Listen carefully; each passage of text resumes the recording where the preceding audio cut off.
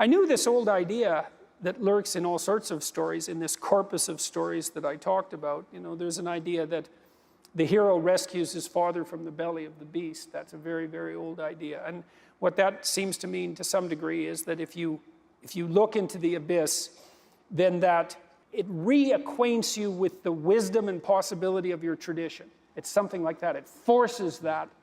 It forces a maturation and a recognition of what's fundamentally important, that confrontation with what's terrifying.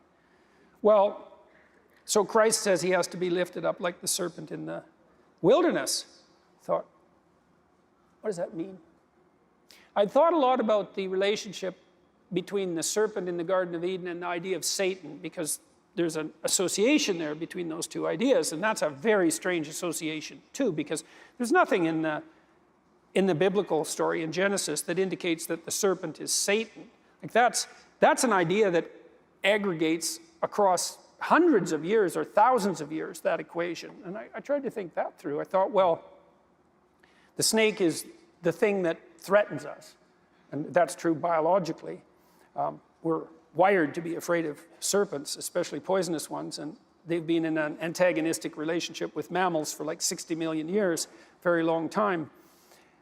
But in some sense, the idea of Satan is, he's the ultimate in serpents.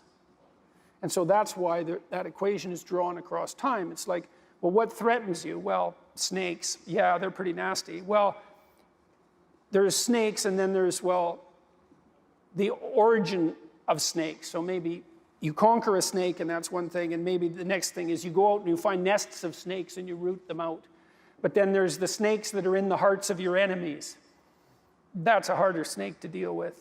And then there's the snake that's in your heart, and that's the hardest snake to deal with, right? And that's where the equation between the serpent and Satan comes, because the worst of all snakes is the serpent in your own heart. And so there's a psychologization of the idea of the predator, and it becomes something that's more spiritual. It's that you're most